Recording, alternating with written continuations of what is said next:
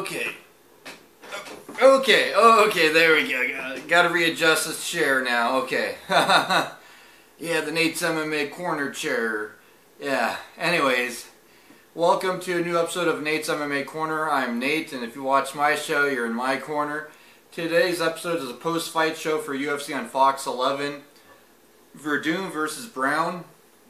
And, man, sparks flew all over this main card. There was a lot of explosive, exciting fights, and of course, a lot of times this happens. What can I say? What can I say? I had a tough decision to make here. Do I root for my buddy Travis Browne? Or do I root for my other buddy, Fabricio Werdum? Werdum! Yeah! Ooh! Man, both tough guys, I got Travis Browne here in one corner and Werdum here in another, and, I was like, who do I root for? And, yeah, I guess, I was neutral on that, but my pick was actually Travis Browne to win, but in terms of who I wanted to win, it didn't matter to me. I thought Travis Browne was going to knock out Werdum midway into the match. But yeah, let's get started on the post-fight show for the main card of UFC on Fox 11. Yeah, so the main event was a heavyweight bout with Travis Browne and Fabricio Werdum. And Fabricio Werdum he was able to take Travis Browne down, which was pretty amazing. That was the first time that ever happened. And he dominated on the stand-up. He really outboxed Travis Browne each and every round. And yeah, Fabricio Werdum he said he worked on his cardio for this match, and you could easily tell he did. And he's definitely gotten better on his boxing ever since getting knocked out by Junior Dos Santos. And we always knew he had great Brazilian Jiu-Jitsu. He's a second degree black belt in Brazilian Jiu-Jitsu. And he has all these accolades in Brazilian Jiu-Jitsu. Yeah, he did his thing. I thought, if anything, like most people, if Werdum did win, he would win by submission. But it went to distance, and Werdum won unanimous decision. It was a great, explosive, exciting fight. Then we go on to the co-main event, which is Liz Carmouche versus Miesha Tate in a women's bantamweight bout. I actually thought that Liz Carmouche won the fight.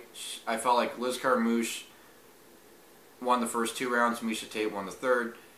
However, I do see the argument how Miesha Tate could have won that second round, because even though she was on the bottom, she was really active on the bottom, going for submissions, going for Kimura, and so I could see it either way. And it was a really close fight in that regard, and Miesha Tate won by, decision, unanimous, and it was, 29-28 all around. So, yeah, good job, Miesha Tate. I like both of them, so it didn't really matter to me who won. Then, in the lightweight division, we had Donald Cowboy Cerrone versus Edson Barboza. I thought Edson Barboza was going to win by some flashy knockout in this fight, even though Donald Cerrone has great striking. And Donald Cerrone is known for his killer kickboxing. Yeah, but sure enough, the match was turning out exactly how I planned. Edson Barboza landing flashy punches and kicks on Donald Cerrone. Then just something happens. Next thing you know, it was submission, rear naked choke. Next thing you know, just Cerrone catches Barboza and then gets on top of him, takes his back, sinks in that rear naked choke. Yeah, that was in the first round. So it was a good, explosive, exciting match. Good job, Cowboy Cerrone. I like how you're yourself, and you have that Budweiser, and you're into the NASCAR stuff. I hope you're a Dale Earnhardt Jr. fan, by the way. Okay, then to kick off the main card, we had a middleweight bout with Brad Tavares and Yoel Romero. Yeah, and I thought that Brad Tavares was going to win by knockout in the first or second round here. Yeah, this is another fight I was wrong about. But yeah, Yoel Romero, not only did he outstrike Brad Tavares, he uses far superior wrestling, being an Olympic wrestler. Yeah, Yoel Romero, I figured if anything, if he did win a decision, it'd be just boring laying on top of Brad Tavares winning a decision. But what shocked me even more is that he won on strikes by a landslide each and every round.